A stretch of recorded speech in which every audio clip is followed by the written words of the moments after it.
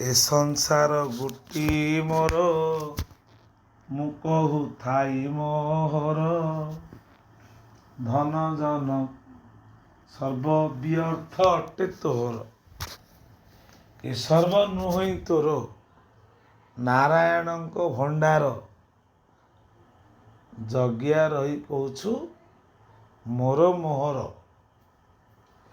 ଏହୁ ନ ଯିବେ ତୋ ସଙ୍ଗର ଶେଷରେ ସାରଥି ତୋର ସାରଙ୍ଗ ଧର। ଯେତିକି ସଂସାର ଭିତରେ ଅଛ, ତମ ବାପା ମା ଭାଇ ଯେତେ ଆଗରୁ ଆଇଲେ ଗଲେଣି, କିଛି କି ନେଲେ କି? ଏଇ ମାଟିଟାରେ ଯେଉଁ ରହିଛନ୍ତି ଆମେ, ଆମ ଗୋସେଇ ମାପଟ ଧରି ତା ଗୋସେଇ ମାପଟ ଧରିକି କେତେ ମରିଗଲେଣି। ସେମାନେ କହୁଥିଲେ ଏଇଟା ଆମ ଘର, ସେମାନେ ମରିଗଲା ପରେ ଆମେ କହୁଛୁ ଏଇଟା ଆମ ଘର। ଆମେ ମରିଗଲା ପରେ ଆମର ପୁଅକୁ ଯିଏ ଜନ୍ମ ହେଇଛି କହେ ଆମ ଘର, ତାଠୁ ଯିଏ ଜନ୍ମ ହେଇଛି କହେ ଆମ ଘର। ଛେଳି କହେ ମେ ମେ, ସେଇଥିପାଇଁ ଛେଳି कहे मेरा मैं मैं खाता हूँ, मैं रहता हूँ, मैं जाता हूँ, मेरा घर। किए कहे मैं क्यों हुए? मेंढा छेली हुए। ଯେତେବେଳେ କାହିଁକି ଛେଳି ମୁଣ୍ଡଟା ଦକ୍ଷ ପ୍ରଜାପତି ଭଗବାନ ଦେଲେ ଶିବ? ସତୀ ଯେ ଥିଲେ ଦକ୍ଷ ପ୍ରଜାପତିଙ୍କର ସ୍ତ୍ରୀ, ଝିଅ ଶିବଙ୍କର ସ୍ତ୍ରୀ ଦକ୍ଷ ପ୍ରଜାପତିଙ୍କର କନ୍ୟା, ସତେଇଶ କନ୍ୟାରୁ ଦକ୍ଷ ପ୍ରଜାପତିଙ୍କର ଗୋଟିଏ କନ୍ୟା ହେଲେ ସତୀ। ଚନ୍ଦ୍ରକୁ ବିବାହ କରିଥିଲେ କେତେ କନ୍ୟା, ସତୀ ହେଉଛନ୍ତି ଶେଷ କନ୍ୟା, ଯେ କି ଭଗବାନ ଶଙ୍କରଙ୍କୁ ବାହାର କରିଥିଲେ ସତୀକି। ବାପା ଶିବଙ୍କୁ ଭଲ ପାଇଲେନି, ଶ୍ୱଶୁରଙ୍କୁ ଅସମ୍ମାନ କରୁନାହାନ୍ତି। ଶଙ୍କର ଯେହେତୁ ଭଗବାନ ଆଦି ପୁରୁଷ, ସିଏ ପ୍ରଜାପତି କହିଲେ ମୋତେ ସମ୍ମାନ ଦେଲାନି, ଅହଙ୍କାର ଅଭିମାନ ବଳରେ ଶିବଙ୍କୁ ନିନ୍ଦା କଲେ। ନିନ୍ଦା କଲେ କଲେ ଯେ ଶିବ ନିନ୍ଦା ଜଗଜ୍ଜନନୀ ମା କାନରେ ଶୁଣି ପାଇଲେନି। ବାପଘର ଯଜ୍ଞ କରୁଛନ୍ତି, ମୋତେ ଯିବାକୁ ପଡ଼ିବ। ଶିବ କହିଲେ ତମେ ଯାଅ ସିନା, ମୋତେ ତ ଡାକି ନାହାନ୍ତି, ଯିବି କେମିତି? କିନ୍ତୁ ତମେ ଯିବାଟା ଠିକ୍ ହଉନି। କିନ୍ତୁ ସ୍ତ୍ରୀ ହଟି ବସିଲେ, ହଉ ଯାଅ, ଗଣଙ୍କୁ ଧରିକି ଆସିଲେ। କିନ୍ତୁ ଶିବଙ୍କୁ ନିନ୍ଦା କଲେ ଦକ୍ଷ ପ୍ରଜାପତି, ଅନ୍ୟାନ୍ୟ କିଛି ଯେଉଁମାନେ ଥିଲେ, କେତେ ନିନ୍ଦା କଲା ପରେ ଶେଷରେ ସ୍ୱାମୀଙ୍କର ନିନ୍ଦା ସହିପାରିଲେନି, ଜୀବନକୁ କଲେ ତୁମ ଭଳିଆ କୁଳାଙ୍ଗାର ଗର୍ଭରୁ ମୁଁ ଜନ୍ମ ହେଲି, ମୋ ସ୍ୱାମୀଙ୍କୁ ତମେ ନିନ୍ଦା କରୁଛ, ଏ ଦେହଟା ତମ ପାଖରୁ ଆଇଛି ନା, ମୋ ଝିଅ ହଉଥିଲ, ତମ ଝିଅ ହେଇକି ଆଉ ରହିବିନି, ମୁଁ ଝାସ ଦେଇଦେବି। ନିଜେ ଅଗ୍ନି ସ୍ୱରୂପା ଜଗଜ୍ଜନନୀ ମା ନିଜେ ଅଗ୍ନିକୁ ସ୍ମରଣ କରି ଡାକି କାହିଁ କଲେ ନା ନିନ୍ଦା ସହିପାରିଲେ। ଲେମ୍ବୁ ଅଛି ଆଉ ଟିକେ ଆଣେ, ପଥି ନିନ୍ଦା ସହିପାରିଲେନି, ଦେହ ପୋଡ଼ିଦେଲେ।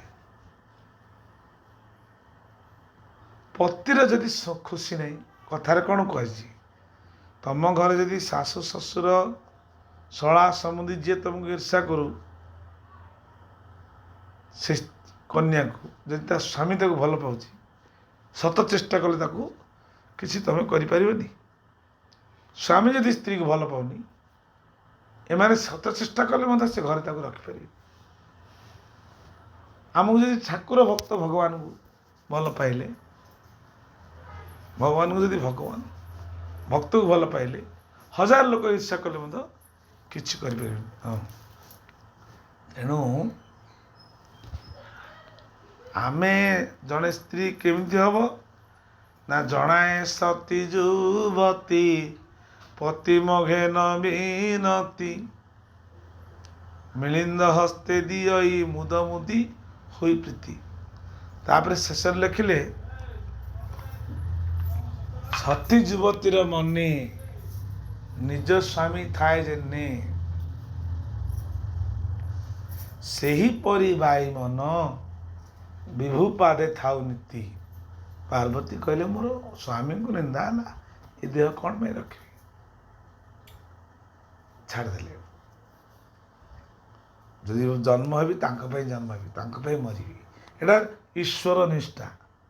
ମୋ ଠାକୁରଙ୍କୁ କିଏ ପଦେ କହିଦେବ ମୁଁ ଛାଡ଼ିଦେବି, ତା ଜୀବଟା କାଟିଦେବି, ନାଇଁ ନହେଲେ ନ ପାରିବି ଯଦି ଦୁଷ୍ଟ ଭାବିକି ପଳେଇବି। ଏଇଟା ହେଉଛି ପତିବ୍ରତା ରମଣୀ। ବୁଝିପାରିଲ ନା? ତେଣୁ ସଂସାର ଭିତରେ ଘର କରିଥିଲେ କିଚିରି ମିଚିରି ହେଉଥିବ। ଜଣେ ସମୁଦ୍ର, ତତେ କ'ଣ କହୁଥିଲି ଥରେ, ସମୁଦ୍ର ପାଖକୁ ଜଣେ ଗଲା, କହିଲା ମୁଁ ଟିକେ ଗାଧେଇବି। ଜଣେ କହିଲା ସମୁଦ୍ର ପାଖକୁ ଆଇଛୁ ତ ଗାଧଉନୁ, ନା ଏଇ ଲହରୀଟା ବନ୍ଦ ହେଲେ ଗାଧେଇବି। ଲହରୀ ବନ୍ଦ ହେବନି, ଲହରୀ ବନ୍ଦ ହେବନି। ତଥାପି ତୁ ମୁଣ୍ଡଟାକୁ ବୁଡ଼େଇକି ନଈଁକିରି ନଈଁଯିବୁ, ଉପର ଆଡ଼େ ପାଣି ପଡ଼ିବ। ଏମିତି ଠିଆ ହେବୁ, ପାଣି ମାରିଦେବ, ସିଧା ମରିଯିବୁ। ଏମିତି ଖାଡ଼ା ଅହଙ୍କାର। ଠାକୁର କହିଲେ ଅହଙ୍କାର ଯାହାର ଅଛି, ଅହଙ୍କାର ଶୂନ୍ୟ ହେଲେ ନୁହେଁ ବିଷୟୀ କରକା ପରାଏ ସବୁ ଜୀବ ମିଳାଇ। କରକା କହିଲେ କ'ଣ ଜାଣିଛୁ? କୁଆପଥର। ଯଦି ଅହଙ୍କାର ଶୂନ୍ୟ ହେଇଯିବ, ଯେତେ ଲୋକ ବିରୋଧ ହୁଅନ୍ତୁ ସମସ୍ତେ ଆପଣଙ୍କର କରିବେ। ନାରାୟଣ ଚକ୍ର ଅଶ୍ୱତ୍ଥାମା ପଠେଇଛି। କୃଷ୍ଣ ଭଗବାନ କହୁଛନ୍ତି ଏ ଚକ୍ରରୁ ମୁଁ ବି ଉଦ୍ଧାର କରିପାରିବି ନାହିଁ। ତେଣୁ ବଡ଼ ଭାଇ ଭୀମ ମୋଠୁ ବଡ଼, ମୁଁ ତାକୁ କିଛି କହିଲେ ଶୁଣିବନି। ତାକୁ କୁହ ସମସ୍ତେ ଯୁଦ୍ଧର ଅସ୍ତ୍ର ଥୋଇଦିଅ, ତଳକୁ ପଳେଇ ଆସ। ହେଲା, ସମସ୍ତେ ପଳେଇ ଆଇଲେ। ଭୀମ କହିଲା ମୁଁ ମାରିଦେବି, ମୁଁ ଯୁଦ୍ଧ କରିବି। ଶୁଣିଲାନି କିଏ? ଭୀମ ଶୁଣିଲାନି। ଯେତେବେଳେ ଶୁଣିଲାନି କ'ଣ କରିବେ? ଭଗବାନ କହିଲେ ମୋ କଥା ପ୍ରଭୁ ଶୁଣିବନି, ଗୋଟେ କାମ କର, ତମେ ବଡ଼ ଭାଇ କୁହ। ଯୁଧିଷ୍ଠିର କହିଲେ ଏଇ ଭୀମ ପଳେଇ ଆସରେ, ଏ ଚକ୍ରକୁ ଆମେ ହରେଇ ପାରିବାନି, ପଳେଇ ଆସେ। କହିଲେ ନା ମୁଁ ମାରିବି। ଯେତେ ଯାହା କହିଲେ ନାରାୟଣ ଚକ୍ର ଆଇଲାଣି ଭୀମ ପାଖକୁ, ଆଉ ଟିକେ ଇଞ୍ଚି ଅଛି। କହିଲେ ଆରେ ପଡ଼ିଆ। ହେଲେ କୃଷ୍ଣ ଭଗବାନ କହିଲେ ଆଇଲା ଆଜି, କହିଲେ ନଈଁ ପଡ଼େ। ହଁ ନଈଁ ପଡ଼ିଲି, ହଁ ଛାଡ଼ିଦେଲି। କୃଷ୍ଣ କହିଲେ ତୁ ସିନା ନଈଁଲୁ ତୋ ଦେହଟା, ତୋ ମନ ପରା ନଈନି।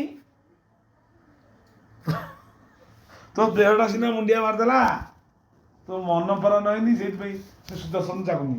ମନରୁ କାଢ଼େ, ମନରୁ କାଢ଼େ, ମନ ସହିତ ପ୍ରଣାମଟା କରିଦେ, ପଳେଇବ। ନହେଲେ କାଟି ମାରିଦେବ। ସତ କଥା। ସେ ଯେତେ ମୁଣ୍ଡିଆ ମାରିଲା, ହଁ ପରା ମୁଣ୍ଡିଆ ମାରିଲି, ମୁଣ୍ଡିଆ ମାରି, ଆଉ ତୋ ମନ ପରା ମାରିନି, ତନଟା ମାରିଲେ କ'ଣ ହବ? କହିଲା ହଁ ମାନିନି ମୋ ମନ।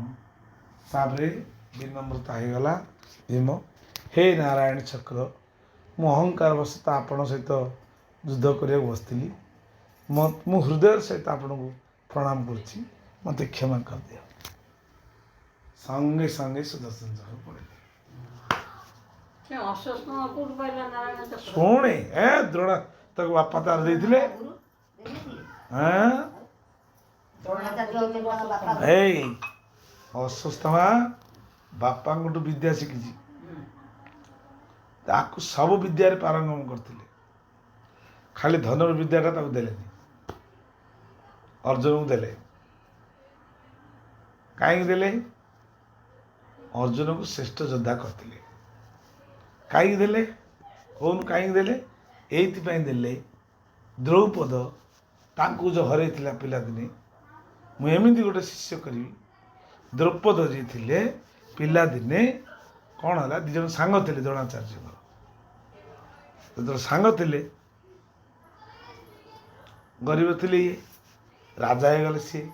ଇଏ ଯାଇ କହିଲେ, ଦେଖ ତମେ ତ ରାଜା ହେଲ, ବଡ଼ ହେଲା ବେଳେ ମୋତେ କିଛି ନହେଲେ ଗୋଟାଏ ଗାଈ ଦିଅ, ମୋ ପୁଅକୁ କ୍ଷୀର ମିଳୁନି, କ୍ଷୀର ଟିକେ ପିଇବ। ଏତେ ଅଭାବ ଥିଲେ ଯେ ଅଟାକୁ ଗୋଳି କରି କ୍ଷୀର ଖୁଆଉଥିଲେ ଅଶ୍ୱସ୍ଥ ମାନଙ୍କୁ, ଦୁଃଖୀ ଥିଲେ। ତେଣୁକରି ତୁ କି ସାଙ୍ଗ, ମୁଁ ତ ଚିହ୍ନି, ଅପମାନନା କରିବାରୁ କହିଲେ ହଉ ଚିହ୍ନି ତ, ଏମିତି ଗୋଟେ ଶିଷ୍ୟ କରିବି, ତୋର ଅଧା ରାଜ୍ୟ ମୁଁ ନେବି। ଏଇଟା ହେଇଥିଲା। ତେଣୁକରି ଦ୍ରୋଣାଚାର୍ଯ୍ୟ ହଁ କହୁଛି ଶୁଣୁନୁ।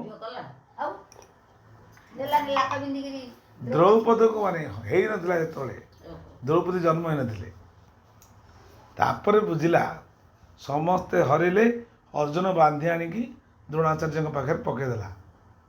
ହେଲା, ଏଥର ଦେବୁ ତ ରାଜ୍ୟ।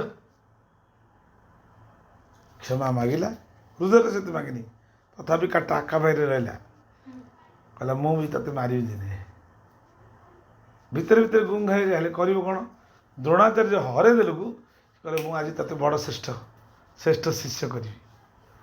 ଆଉ ସିଏ କ'ଣ ଯାଇତେ ଅର୍ଜୁନ ପୁରା କୃଷ୍ଣଙ୍କର ସଖା, ସେ ଛାଡ଼ ତ। ଏଠି ନଇଁ ଗଲା ମୁଣ୍ଡ ମନର ସହିତ। ଆମେ ଯେଉଁ ପ୍ରଣାମଟା ଯାହା କଲେ, ଯଦି ମନ ପ୍ରଣାମ ନ କରିଛି, ତମ ମୁଣ୍ଡଟା 20 ଥର ମୁଣ୍ଡେଇଲେ କ'ଣ? ଭିତରେ ତ କହୁଛ ହଁ ଇଏ ମୁଁ କାହିଁ ଇଏ କରିବି, କହିଲେ ତ କରିଦେଲି ଆଉ। ମୁଁ ଆଙ୍ଗଲା ପରେ ମୁଁ କିଏ ନା ସିଏ କିଏ? ହଁ କିଛି ନାହିଁ, ଅଶାନ୍ତି ଗୁଡ଼ାକୁ ନେଇ। ଆରେ ବାହାରର ଅଳିଆ ହେଉଛି ଅଶାନ୍ତି, ଏ ଘର ଅଳିଆ ନାହିଁ। ଠାକୁର ଯେତେବେଳେ ଥିଲେ